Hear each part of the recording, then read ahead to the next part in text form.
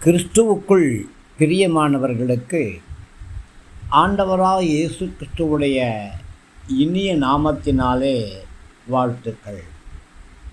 இன்றைக்கு சபை கூடி கர்த்தரை ஆராதிக்கிற பரிசுத்த மனமகிழ்ச்சியின் நாளிலே கர்த்தருடைய ஊழியக்காரனாகிய அடியான் பிதா குமாரன் பரிசுத்தாவியின் நாமத்தினாலே உங்களை வாழ்த்துகிறேன். இன்றைக்கு மத்தேயு சுவிசேஷம் 1ஆம் அதிகாரம் முதல் 17 வசனங்களிலே நாம் தலைமுறை பட்டியலை வாசிக்கிறோம், பார்க்கிறோம். முதல்ல இதை படிக்கும் பொழுது ஒன்றும் புரியாததா, குழப்பமா, ஏன் இதெல்லாம் எழுதி வச்சிருக்கிறாங்க அப்படின்னு தோணும். ஆனால் இந்த 17 வசனங்களில் நாம் கற்றுக்கொள்ள வேண்டிய காரியங்கள் ரொம்ப ரொம்ப உண்டு. யூத குலத்திலே பிறந்த மேசியாவை யூதர்களுக்கு நிரூபிக்கும்படியாக இந்த நிருபத்தை மத்தேயு எழுதினார். தேவகுமாரனாகிய மேசியா இரத்தமும் மாம்சமும் கொண்ட மனிதன் அப்படின்னு காண்பிக்கிறாரு. காலங்கள் தவம் இருந்த யூதகுல மேசியா இயேசுதான் அப்படின்னு சொல்லி நிரூபிக்கிறாரு. வாக்குத்தத்தம் பண்ணப்பட்ட மேசியா ஆபிரகாமின் குலத்திலே தாவீதின் குமாரனாக பிறந்தார் அப்படின்னு சொல்லி நிரூபிக்கிறாரு. உலகத்தின் இரட்சகராக தோன்றிய மேசியா வாக்கு தத்துவத்தின்படி யூத குலத்தில் பிறக்கணும், அதனால் பிறந்தார். அப்படி பிறந்தாலும் அவருடைய வேர்கள் குலங்களை தாண்டி மதங்களை தாண்டி புறஜாதியார் வரைக்கும் விரிஞ்சிருக்குது அப்படிங்கிறத நாம் அறிந்து கொள்ள முடியும். உதாரணமாக 5வது வசனத்திலே ராகாப் அப்படின்னு சொல்லப்பட்டிருக்கு, பார்த்தீங்களா? அந்த ராகாப் ஒரு புறஜாதி பெண். அது ஒரு கானானிய பெண். வாழ்க்கை சுவடுகள் எதையுமே மறைக்காதபடியாக வம்ச வரலாறு எழுதப்பட்டிருக்குது. தாவீது ராஜாவை குறித்து சொல்லும் பொழுது உரியாவின் மனைவியாய் இருந்தவள் இடத்திலே சாலமோனை பெற்றாள் அப்படின்னு சொல்லப்பட்டிருக்கு. இதில் இருக்கக்கூடிய அழுத்தம் மிக மிக ஆழமானது. ஆம், ஒவ்வொரு மனித வாழ்க்கையிலையும் தேவனுடைய திட்டம் இருக்குது.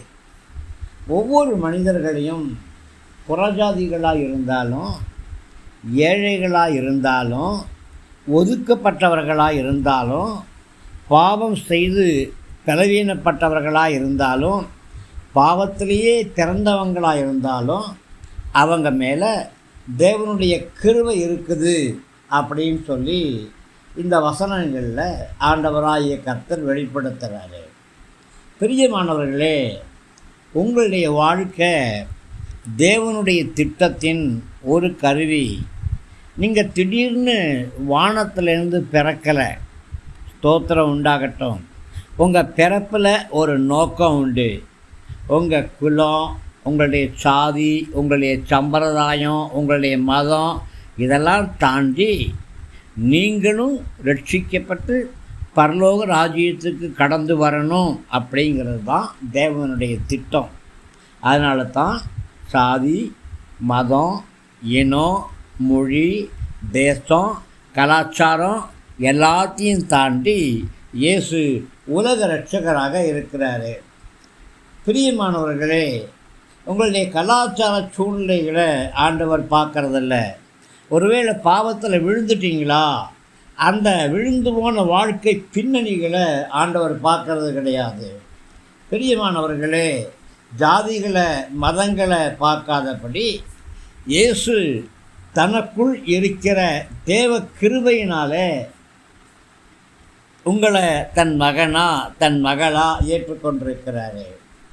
மேசியாவும் அதை வெளிப்படையாக ஏற்றுக்கொள்ள வெட்கப்படலை. பிரியமானவர்களே, நமக்குத்தான் எத்தனை முகமூடி, அப்பப்பப்பப்பா, கலாச்சார முகமூடி போட்டுக்கிறோம், குலத்துடைய முகமூடியை போட்டுக்கிறோம், ஜாதியுடைய முகமூடியை போட்டுக்கிறோம். ஆனால் கிறிஸ்தவர்கள்னு சொல்கிறோம். பிரியமானவர்களே, இந்த முகமூடி நமக்கு தேவையில்லையே. நம்ம குறித்து இதை பற்றியெல்லாம் இயேசு வெட்கப்பட மாட்டார். உயர்ந்த ஜாதியா தாழ்ந்த ஜாதியா, படித்தவனா படிக்காதவனா, ஏழையா பணக்காரனா, அழகனா அழகில்லாதவனா, பங்களாவில் குடியிருக்கிறவனா குடிசையில் குடியிருக்கிறவனா, பெரிய வேலை செய்கிறவனா, ஆடு மேய்க்கிறவனா பன்னி மேய்க்கிறவனா, அதை குறித்தெல்லாம் ஆண்டவருக்கு கவலை இல்லை. உங்களுடைய ஆத்துமா விலையேற பெற்றது. ஆத்துமா அறிவில்லாமல் இருக்கிறது நல்லது கிடையாது. உங்களுடைய ஆத்மாவை மீட்கணும் அப்படிங்கிற ஒரே காரணத்துக்காகத்தான் இயேசு இந்த பூமியில் மேசியாவா உலக இரட்சகராக பிறந்தார். அதைத்தான் நம்ம நினைவு கூறுறோம். இதில் ஜாதிகளோ மதங்களோ கலாச்சாரங்களுக்கோ இடமில்லை. இயேசு ஒரு மதத்தை ஸ்தாபிக்கும்படியாக வரல. இயேசு மதங்களெல்லாம் கடந்து உங்களை நேசிக்கும்படியாக, ஜீவ புஸ்தகத்தில் உங்களுடைய பெயர் எழுதும்படியாக இந்த பூமியில் வந்து பிறந்தார். இதைத்தான் இந்த மாதம் நாம் நினைவு கூர்ந்து கொண்டிருக்கிறோம். பிரியமானவர்களே, இதற்காக என்னை தேடி இயேசு வந்தாரே என்று சொல்லி அதற்காக நீங்கள் கர்த்தருக்கு மகிமை செலுத்துங்க. தேவ கிருபை உங்களோடு கூட எப்பொழுதும் இருக்கட்டும். ஆமேன், ஆமேன், ஆமேன்.